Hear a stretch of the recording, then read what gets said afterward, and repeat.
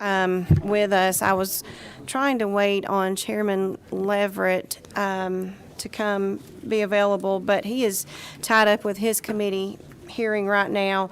So right now we're going to have public comment on the House map. And so I had one person, Susan Clymer, and you can come right up here to this podium right beside you, and you can make your comments to the committee.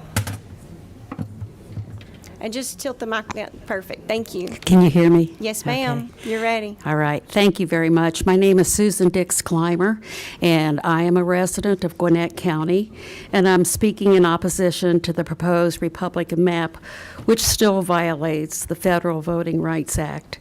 It does not comply with Judge Jones's order that was to increase majority-minority district. It merely shuffles them like a well-worn deck of cards. The proposed map also creates unnecessary chaos and changes in areas well outside of the judge's order, particularly in Gwinnett County, my Gwinnett County.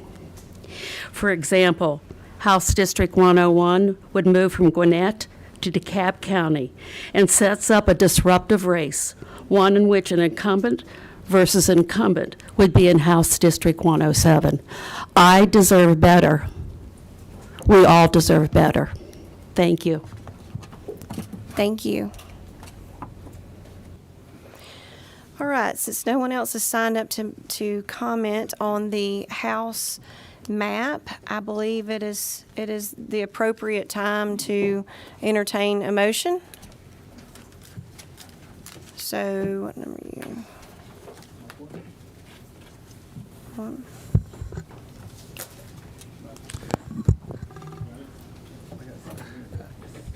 I'll make that motion, ma'am. Motion do pass. Okay, so we've got a motion do pass on LC 472575. That's, yes, House Bill 1EX. That's correct, right? That is correct. So that is the motion. Do I have a second? Second. All right, any discussion? You said you were waiting on the chairman to come and present the map? To come and be available? To present? He presented it last week. Friday, okay. Yes, yes. So he's available for questions? Do you want to available for questions or? Do you have questions? No, I'm asking why we're waiting on it. Well, if anyone had questions, I was just giving anyone the opportunity to have him answer questions. But if no one has any questions, No, I don't. so we have a motion and we have it a second, and we're open for discussion. Any more discussion? Okay, at this time, I think it's appropriate to go ahead and vote on that map. All of those in favor of the motion do pass on the House map. Raise your hand.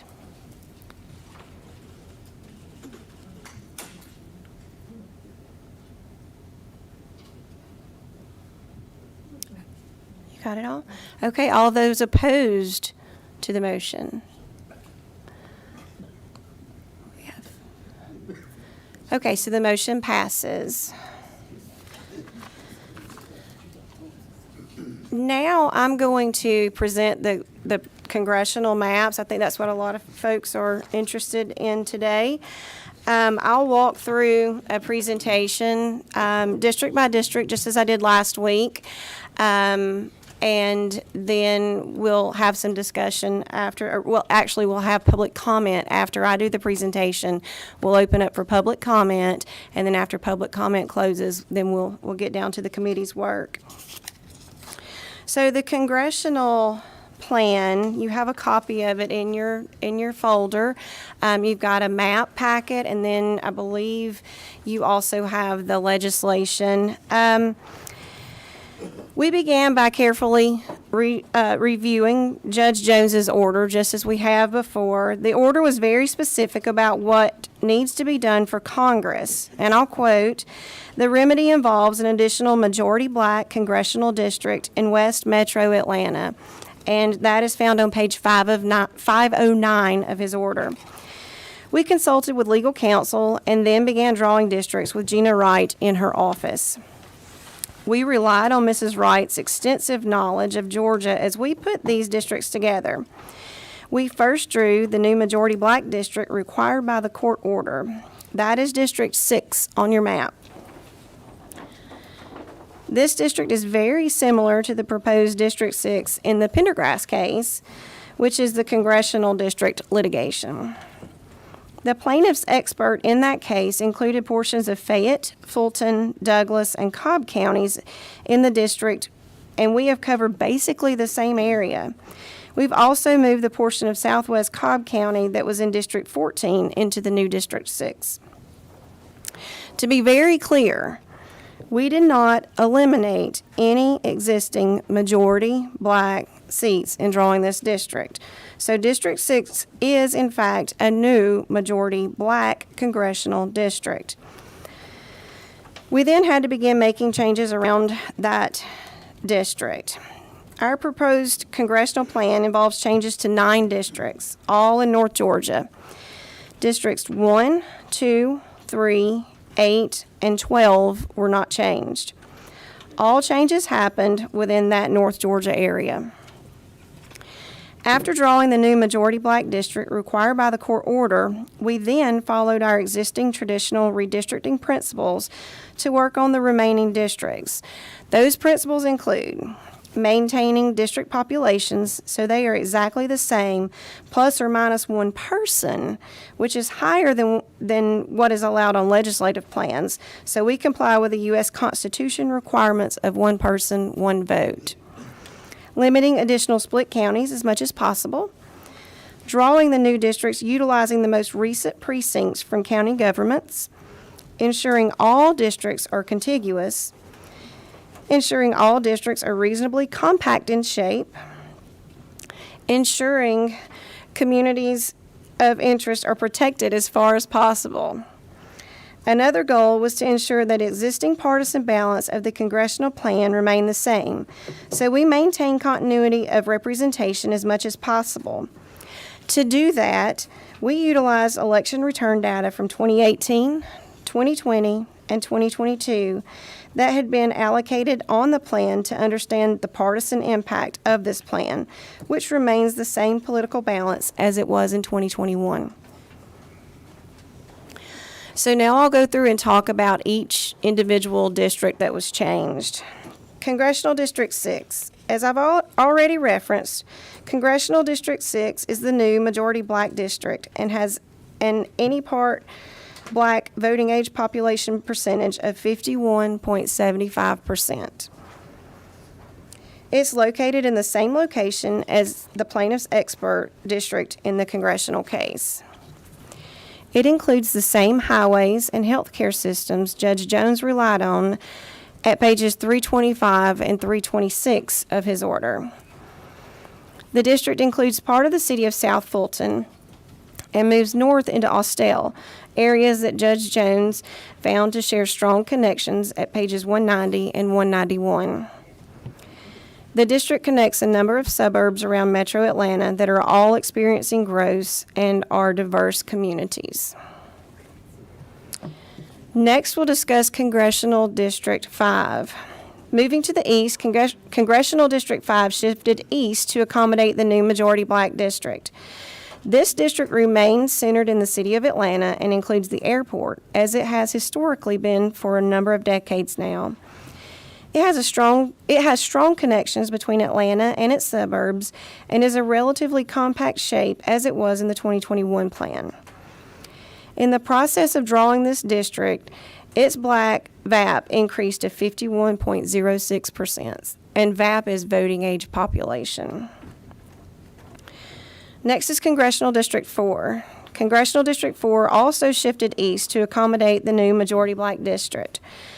It retains a strong connection with I-285 and I-85 along the eastern side of Atlanta and has moved out of the farther eastern suburbs it previously had to track up I-85 and take in the Buford Highway corridor. It includes Dunwoody, Stonecrest, Norcross, Duluth, Chamblee, and Doraville, all suburban Atlanta communities that are growing and share a number of similar interests and issues.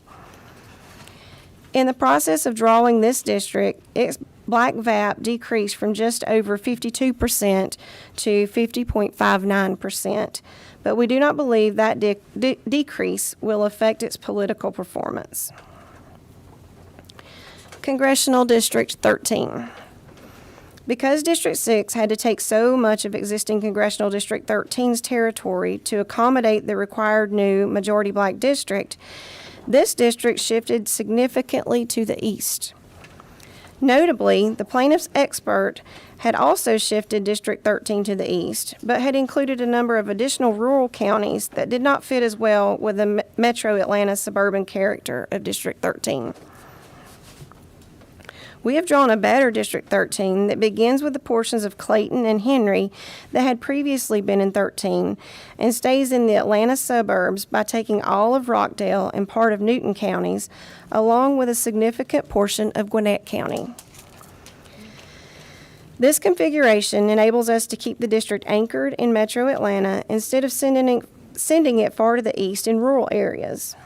This configuration also keeps Conyers, Snellville, and Lilburn whole, all of which are suburban cities with significant shared interests given their proximity to Atlanta. In drawing District 13, its black VAP decreased significantly, but it remains a majority black district at 51.45%. Let me pause there for a minute and just be clear. This plan increases the number of majority black districts from the prior plan based on the numbers, and it adds the required majority black district in Metro Atlanta as required by Judge Jones. This plan includes 4 majority black districts, which is about 29% of the districts in the state. Moving to the other districts that were affected, you can see the ripple effects of these changes. Next is Congressional District 14. District 14 shifts north in Cobb County after removing the territory that was added to the new majority black district and maintains its general shape, not crossing the mountains at the north part of the district as the plaintiff's expert had done, but instead maintaining the western character of the district. Congressional District 11. District 11 also changes its split of Cobb to accommodate the new district and takes in Gordon County from District 14. In order to ease the burden on election officials, the split of Cherokee County that was previously in place remains the same. Congressional District 7. With all the shifting in Metro Atlanta and the wrapping of District 13 into Gwinnett County to maintain it as a Metro Atlanta-focused district, District 7 shifts significantly north to encompass much of the territory previously in District 6. It includes North Fulton and moves up to Lumpkin County. As I indicated, the split of Cherokee County is the same as the previous map, and the split of Hall County recognizes an important community of interest around Lake Lanier. The Forsyth-Hall border is the lake, and the people of both sides often share similar interests. Hall County is my home county, and so under this plan, the Speaker's home county and my home county are both now split. Congressional District 9. District 9 retains much of its prior character as a mountain-focused district and puts Jackson County back in the district, which is Congressman Clyde's home county. Because of the need for population after adjusting for the new District 7 boundaries, it includes portions of northern Gwinnett County, like it did previously, but on a slightly different boundary. Gwinnett County was split 3 ways previously, but it's now split 4 ways because it is a large county, and a lot of the population changes ended up landing in that area. Congressional District 10. This district shifts to accommodate the changes around it as well. Its boundaries in Henry and Newton do not change, but it adds a portion of Gwinnett and takes in Franklin and Hart to account for Jackson going into the 9th. This district retains its eastern Georgia character, and elections officials will not need to worry about changes on its southern or western sides because those boundaries have not changed. As with the legislative plans, we took Mrs. Wright's expertise into account in creating this plan. We also took into account the work on county election officials who have to update the voter registration database. By drawing the map this way, we're working to minimize the amount of work required before the 2024 elections where we can. This plan also does not eliminate any existing minority opportunity districts. Judge Jones was clear on page 510 of the order that we cannot eliminate any existing majority opportunity districts in drawing the new majority black districts. While he doesn't define that term, it's clear he's referencing to existing majority black districts. On page 511, he refers to whether the congressional plan provides black voters with additional opportunity districts. There are also references to opportunity districts that clearly refer to black voters on page 106, 145 and 146, 211, 268, 417 through 20, and 427. Further, in the context of Section 2, a minority opportunity district must be a district where a single racial group is a majority. This congressional plan does not eliminate any existing majority black districts. Instead, it takes a district that is not a majority black district and shifts it north where it remains non-majority black. To be clear, the Voting Rights Act protects distinct racial groups, not coalitions of voters. District 7 was not a majority black district on the 2021 plan, and it is not a majority black district on this plan. So there's no concern about eliminating a minority opportunity district. Finally, like the legislative plan, it's important to remember that we believe our 2021 congressional plan complies with the Voting Rights Act and are pursuing an appeal of the judge's order. That's why you will see language in this bill that reverts to the 2021 plan if the appeal is successful. This mirrors language used by the Democrat majority in 2002 when the state Senate plan was not pre-cleared in time for use in that election. But if anyone is upset with how a district is configured, remember, we did not draw these districts this way in 21 originally, and we did not want to redraw these districts. We're doing this because we were sued by democratically affiliated groups. That concludes my presentation. So now we'll move to the public comment portion of the agenda. I'll list who's up, who's on deck, and we'll move forward that way. I have first Ken Lawler, and then Anna Dennis is after Ken. We don't have to. So yeah, thank you for making your way to the podium. And if you're on deck, Anna Dennis, if you'll just stand against the wall, that way we can move through quickly. Thank you. All right, the floor is yours. Thank you, Chair Eccles, members of the committee. Glad to be back to discuss our nonpartisan analysis on the congressional map. Again, our principles in looking at these maps are two things. Number one is, does the map implement the remedy? And number two, does it contain changes for political gain? We have disagreements about some of those principles, which we'll talk about. So again, we have you have in front of us our scorecard. Everybody should have that with our two-part pass-fail test. On the racial demographic test, we believe this map fails the test, and I'll explain why. First of all, we agree that the map does implement new Congressional District 6 as a black majority district. On a technical matter, as the chair mentioned in her presentation, District 5 also has now gone from below 50% to just above 50%. So it actually counts as a new black majority district, but from where it was already a very strongly performing black opportunity district, so it really doesn't add in terms of participation for black voters. So really what you've got here, the map does add the 1 as requested by the court. Our issue with the map, and the reason we say it fails the test, is because of the way District 7 has been treated. District 7 was a minority opportunity district in our view. Yes, it was a coalition, but it was a very strongly minority coalition at around 67% minority voters. The new map has it at 33%. So we clearly believe that this is in violation of the spirit of the court's order, notwithstanding, Chair Eccles, your interpretation.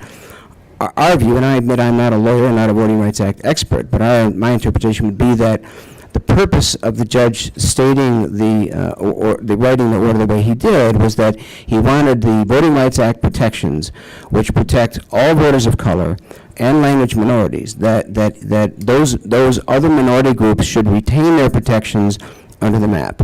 Our view is that District 7 does not retain those protections, as it was a strong minority district with a coalition, but is no longer a strong minority district at all. So by losing District 7 as a minority district, we believe that our view is that it does not pass muster, it does not meet the requirements of the court order. That's our interpretation. Okay. On the political side, again, we disagree with the objective, the political design of the map. We've been saying since the beginning of the session that our belief is that this exercise should be about implementing the remedy, and all political considerations should be off the table. We know that this is a disagreement from the way the committee treats this process, that you're trying to maintain the political balance of the state. Our view is that consideration should not be employed here, and as a result, we give the map a fail because of repurposing District 7 as a Democratic district, not a Republican. So we just disagree with the principle here, and our analysis would show that that's why we would fail the map. Now, let me explain one of the reasons why we disagree with this principle. This is something that we call mid-cycle redistricting. Mid-cycle redistricting is when a map is changed without waiting for a census and without in direct response to a requirement in a court order. Unfortunately, Georgia has a very long and sordid history of mid-cycle redistricting. Just so you know, since 2006, there have been 64 different districts altered in mid-cycle redistricting without waiting for, again, without waiting for a census and without waiting for a court order. These changes have always been done for political purposes, and by the way, both parties have been involved. This is not a one-sided problem. Our view is that mid-cycle redistricting, frankly, is a practice that should be banned. We would love to see that practice just taken off the table completely. The time to deal with the partisan matters is when you redraw the map for the census, not at any other time, and certainly not in response to a court order which is focused on implementing a remedy for in this case, a violation of the Voting Rights Act. So our problem with this issue, the reason we're objecting, and the reason we are not raising the issue that we raised 2 years ago about the partisan balance of these maps at this time is because we think the partisan considerations, political considerations, should be off the table in this procedure. We simply disagree with the principle. We understand your principle is to do it that way. We believe it's not. Now, lest you think that we are doing this, we are making this statement sort of as a protection for Democrats, let me explain a couple things. First of all, this committee is probably not aware that last week we gave a failing grade to the Democratic caucus proposal on the House map. That map failed, and we said that it failed. We are equal opportunity critics. We have criticized both parties when necessary. Secondly, I'll remind many of the members of the committee were here in 2021. When the congressional map was debated in 2021, there were two proposals on the table. The one that the map that was enacted, and a Democratic proposal. At that time, I was the one who testified for our group, and I said I don't like either one of those maps. Both of those maps go too far in their respective partisan directions. We said that the fairest map was between the two. Again, we did not re-raise that point here because we're not trying to relitigate 2021. We'll wait till 2030 to have that conversation. We just think it should be off the table here. So again, we are doing our best to be nonpartisan here. We're explaining what we think our principles are for how we evaluate the maps, and I would welcome any questions you have about the scorecard, the information in front of you. Yeah. We've got one question. Okay. 7. So and thanks for being here and providing this with us. Could you explain why this changed from last week to today? The language on the flyers? The one we got last week was was worded differently than this. We added to the court mandate language the clarity around without eliminating any minority opportunity districts. We frankly missed that on last week's flyers. We've actually updated those on our website so they're all consistent. You're correct that we changed the language because we felt like we did not pay enough attention to that last week. We have updated the flyers on our website so that they all now have consistent language. Thank you. You're welcome. Any more questions? Okay, thank you. Next up is Anna Dennis, and after Anna is, or maybe Anna, I apologize, Cindy Battles. Thank you. Good day, y'all, or good morning. I'm Anna Dennis, and it's good to see you all again, Chairwoman and Committee. I'm the Executive Director of Common Cause Georgia, and for many decades in cycle, sorry, I am really short, so I'm going to Just adjust it, you're fine. Yeah, I'm trying to figure out the mic here. So for many decades, Common Cause Georgia has been on the hills of engaging in redistricting through many cycles, mid-cycle, through traditional redistricting. What we've noticed with these maps is that there's this blatant disregard of traditional redistricting principles. Something that Common Cause as a network we work on across the country is fair redistricting practices, and we also work on creating independent redistricting commissions, because we definitely do believe that if we can come together as advocates, community, and electeds, we can definitely get redistricting right, and we can make it look a little bit different here, especially in Georgia. But to talk more about this map, there seems to be a blatant disregard of what the court is actually asking us to do, or asking you all actually to do. There has been a disregard that we have a county that has a four-way split, and this county is Gwinnett County, and this county is one of the most diverse counties in the southeast of the United States, and this will definitely negatively impact voters of color and minority voters. So we're definitely concerned about that, and we're also concerned that there actually was not a new drawing of a minority district. So we are really urging the committee to relook at these maps, and let's try to get this right. And then as we move forward in the future, let's work on independent redistricting commissions all together. That's it. Thank you. Thank you. Next is Cindy, and then after Cindy is Stephanie Alley.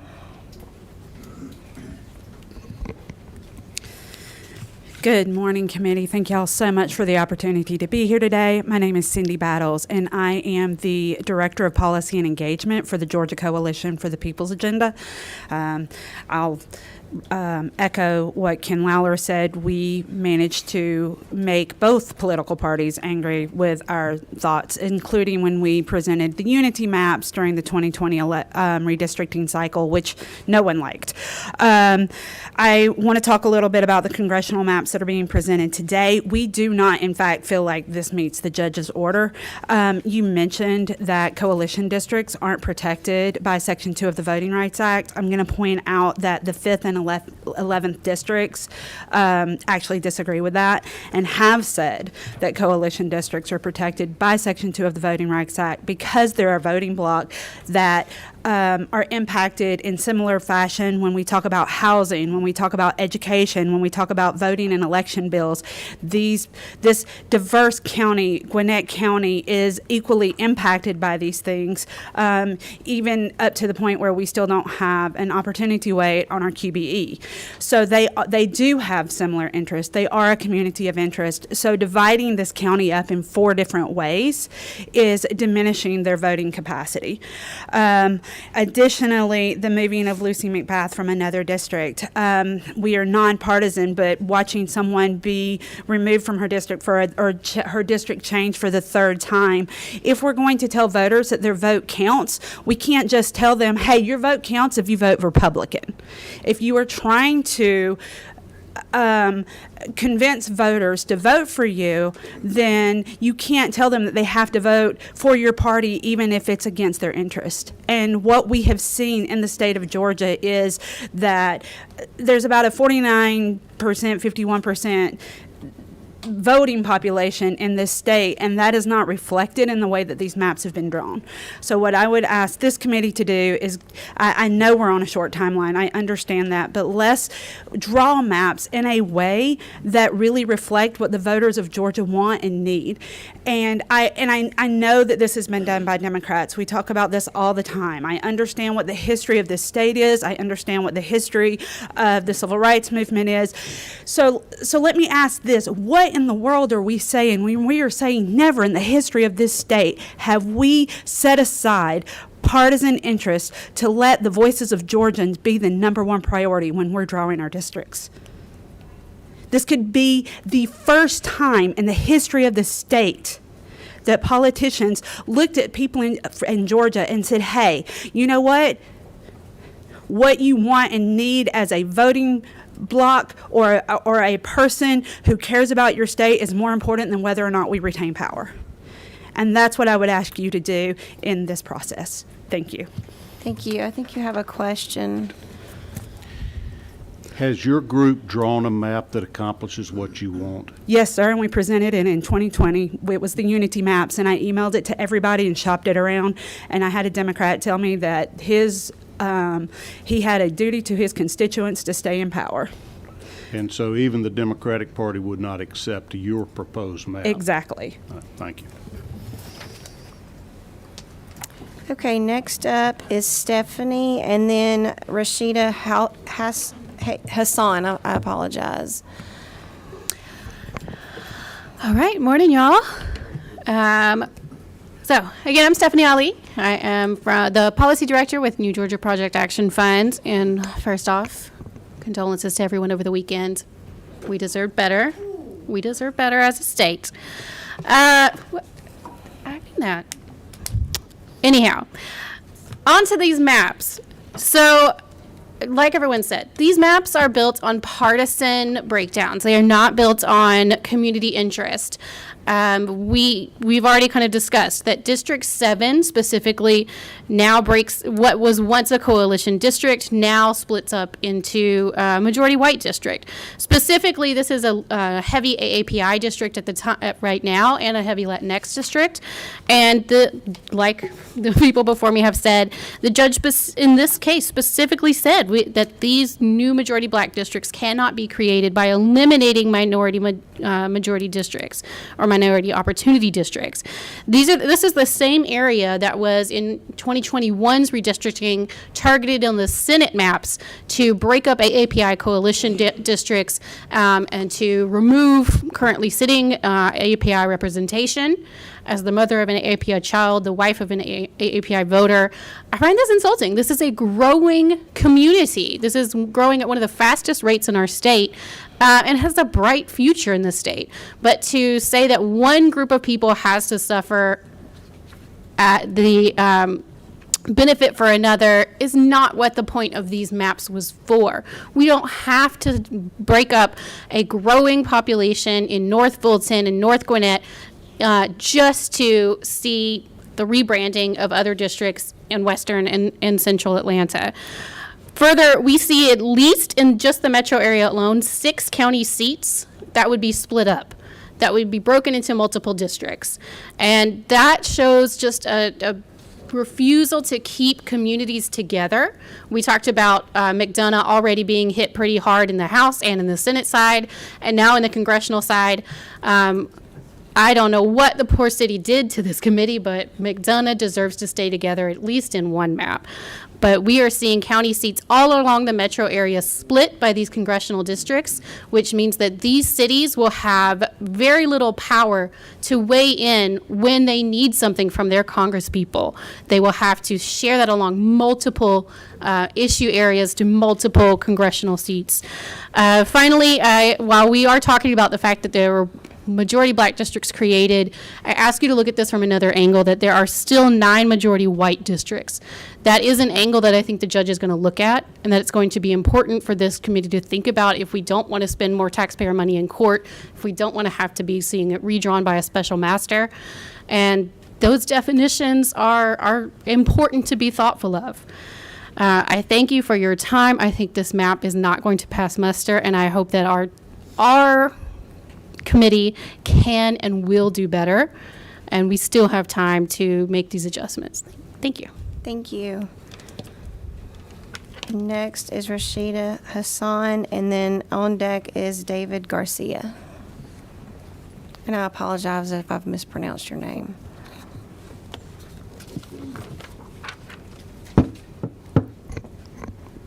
All right.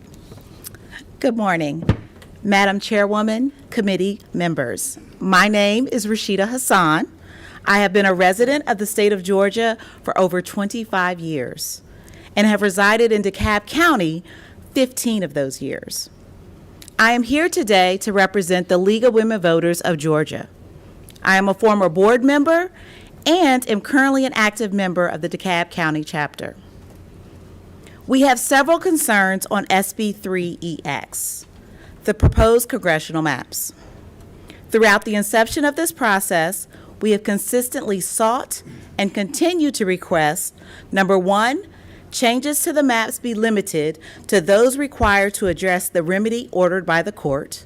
Number two, the committee should reject any and all attempts by members of either party to incorporate other changes for partisan political purposes. When reviewing this map, it is clear that SB 3EX does not comply with the judge's order.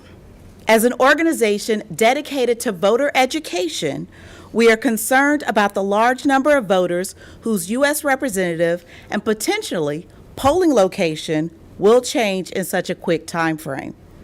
Once again, we ask you to review and revise this map to give all voters in Georgia an equal voice. Georgians deserve a redistricting process that inspires trust and confidence from all Georgians. Thank you so much for your time. Thank you. Our last speaker is David Garcia.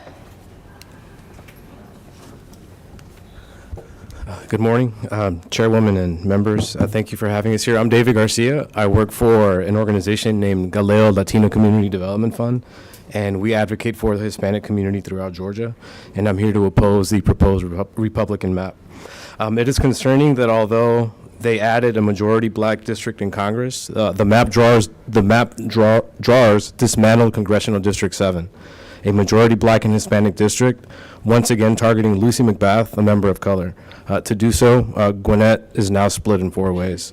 It's very concerning to us because our office is located in Gwinnett, and Gwinnett has a very large Hispanic population, and we oppose the proposed map. Thank you. Thank you. I'm sorry?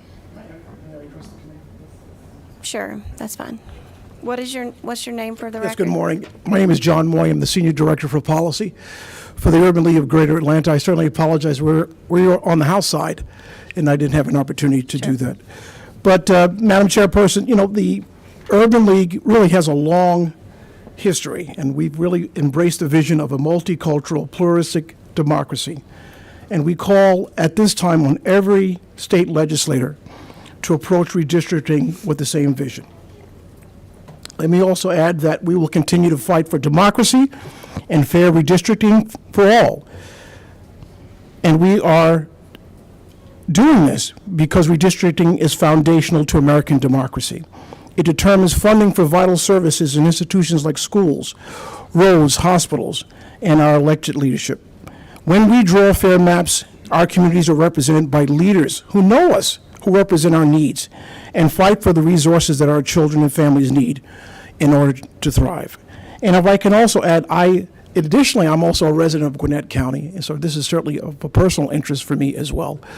But let me just say that, in conclusion, redistricting is hard, and we acknowledge that. It's a very difficult process, but we are certainly asking you all to certainly be mindful of these maps as you move forward. And I thank you very much.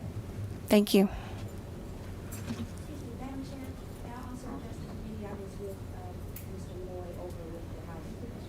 Sure. I know it's difficult when we're both having hearings at the same time, so. Thank you, and I truly appreciate your consideration. Sure. So Good morning. I'm Octavia Coleman. I am a Henry County resident here on behalf of the Central Georgia Democracy Center and advocating for the constituents of Congressional District 13. Originally, or previously, our district was Cobb, Clayton, Douglas, Fayette, portions of Fulton, portions of Henry County.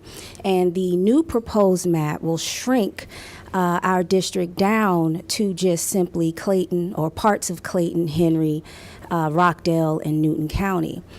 Initially, the red flag is that almost all of the agriculture has been removed from the district. And I'm a bit concerned about that because as a Henry County resident, one thing that brought us to this county within this congressional district was the agriculture. And I'm concerned that when we take that out of the district, we will lose the diversity in industry. We're already dealing with an increased population, as Henry County is one of the fastest growing counties in the state. And we're looking for jobs, jobs that will maintain a living wage to combat the growing homeless population that's going on in Henry County as well. So, initial red flag is that virtually all of the agriculture has been removed from Congressional District 13. Secondly, with the city of McDonough is 68% identifying as Black or people of color, African American population. And with the shrinking, I'm concerned, why wouldn't McDonough be put into Congressional District 13 and not be chopped up? And again, as a community advocate, many of the concerns is, especially if you're in the Kellytown area, we have a hard time identifying who's our representative, who is in Congressional District 10, who's in Congressional District 3, who's in Congressional District 13. To me, it seems like it would make more sense to just keep McDonough in one district and not portioned and chopped up three ways. So if it is a majority Black populated city, why not be in Congressional District 13? Because with the new proposed map putting it in Congressional District 10, I fear that this city will not get adequate representation. So I thank you for your time. Thank you. All right. Thank you to everyone who came to voice your opinion. I greatly appreciate you taking the time to be here and be involved in the process. It's important that we hear from different perspectives, and again, I appreciate you being here to do that.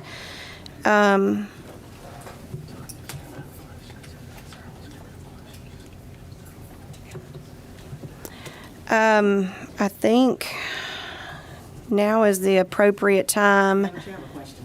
Okay. I'm not repeating what we did the other day. We avoided questions from the committee. So the time to ask the questions is when we have discussion, and that's coming up. So I'll open it again for discussion after motions are made. All right. I'm prepared for a motion. What number are you? Number 10. Madam Chairman, I move that we do pass substitute to SB 3EX, LC number 472586S. Okay, I have a motion. Second. Okay, now we'll open up for discussion. And what number are you? Oh. My question is on Congressional District 10. I don't recall hearing you give the details on Congressional District 10. Sure, I'll be glad to read what I read earlier on Congressional District 10. I said earlier, this district shifts to accommodate the changes around it as well. Its boundaries in Henry and Newton do not change, but it adds a portion of Gwinnett and takes in Franklin and Hart County to account for Jackson going into the 9th District. This district retains its eastern Georgia character, and election officials will not need to worry about changes on its southern or western sides because those boundaries have not changed. So I have a second part to the question, because it looks like it did with the Henry County portion. So this really does diminish the Black voice and the Black vote. And it's all over this map, from 10 to Congressional District 7 to, it's just all over this map. And it's really not a good representation of where we are in Georgia and where we are going. But thank you for expounding on Congressional District 10. Thank you. Any more questions? What, you're 12? Excuse me, number 12. Just trying to get clarification. Are we saying that District 7 is or is not a minority opportunity district?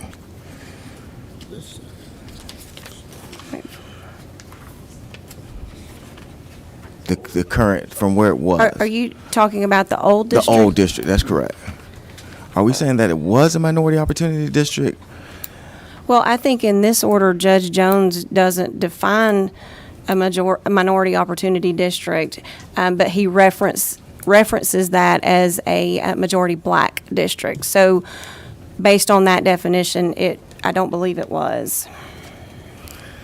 And can I also follow up? Can Sure. I get because you said those page numbers and I didn't get them all down. Can you give me the page numbers again where he references those? I sure will. Thank you.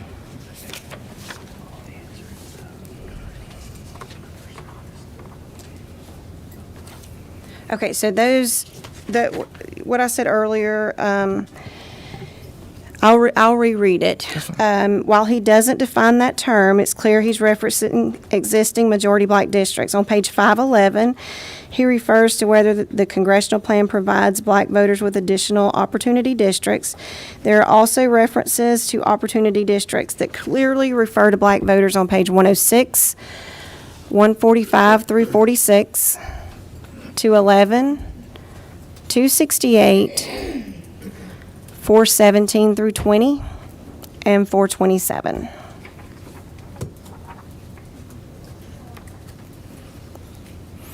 So, and I just want my last one, just kind of like for clarification. So, the way it's being looked at is that Judge Jones is citing the minority opportunity district has to be a majority minority district. A majority black district. A majority black district. Correct. Okay, I understand. You have a question? 3. Okay. Thank you, Madam Chair. This one question, is it more important to you that black voters cast votes that matter or that political balance remain the same? The most important thing to me is to comply with the judge's order. So do you agree that political balance was a consideration in drawing the maps? Well, there were several things that we considered when drawing the maps, and that was one of the things. That was one of them? Mm-hmm. Thank you. Any more? Okay. 12. On the new District 6, and only because I'm not really familiar with a lot of these areas, not being from this area. Sure. I keep hearing about like county splits. How many county splits does this new map have? I guess even overall, the map that's being presented today, how many county splits are existing? Do we know? I believe there are only 2 new county splits, and mine is one of those. And one last one. How do we kind of like determine compactness for the new District 6 of the African American population? Yeah, so, that's one of those things that we relied on Gina Wright's expertise in helping us to draw those maps. All right. Any more questions? Any more discussion? Okay, let me get you on. Hold on. I'm number 2. Okay. Without eliminating a minority opportunity district, which district is the new district? So that's what we said. 6 is the new majority okay. black district. Okay. So if, just to be clear, the majority black districts in this map are 6, 5, 4, and 13.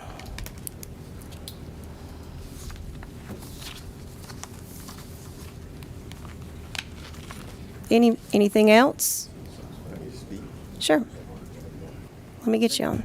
Thank you, Madam Chair. And just a couple of quick comments. It appears that a lot of this is going to come down to how we're actually going to be defining minority opportunity district. And whether the assertion that minority opportunity district has to be majority black, or can it be a coalition district? And I think that's going to be where the debate is going to have to be had. It's a serious question about whether minority opportunity districts come within the Section 2, and I think there's many authorities to say that it does, and I think that's where the debate will lie. And so I think we have eliminated a minority opportunity district, which goes completely against the judge's order, and that's one of the principal reasons why I'd be against this particular map. And secondly, I do want us to be kind of careful in our language as far as like saying like different groups are bringing this. It's not my fraternity, but Alpha Phi Alpha Incorporated is basically African American fraternity. It was the first African American fraternity founded in the United States. They are one of the plaintiffs in this particular case. They're nonpartisan. They do tremendous work in the African American community and basically for the whole community. And I do think we want to be a little bit careful with our language to say that Democratic groups brought these particular cases and things of that nature when you realize who some of these groups actually are and the benefit that they've given to not only African Americans but to society in general. Thank you. Thank you for your comment. All right. And just to follow up, the Alpha Phi Alpha did not challenge the congressional maps, correct? They're part of part of this. And this statement's been made Okay. earlier on all maps. The same Just wanted to statement's been make sure made. they're not. Yeah, they same don't statements. challenge these Same statements have been made for other maps too. That they're Democratic left-wing groups. Thank you. All right, any more questions? Just final one, Madam Chair, if you don't mind. And I was just looking at the recommendation from the nonpartisan organization that the gentleman spoke earlier. Is there any concern at all that they are saying that 64 districts have been done for political purposes and that politics should not be on the table in this regard? Why do you think there's so much disparity about what they're looking at and what we apparently going to offer to Judge Jones?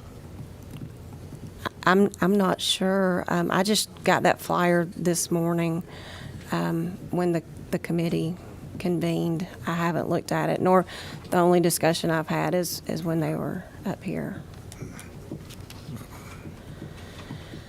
All right, any more questions or comments?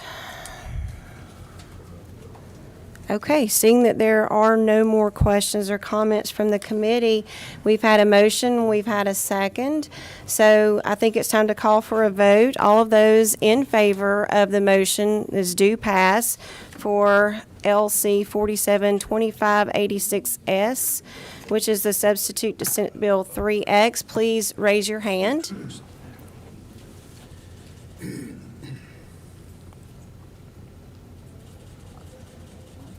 Okay, and all of those opposed, please raise your hand.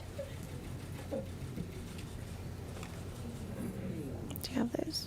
Okay, the motion carries. All right. Is there any other?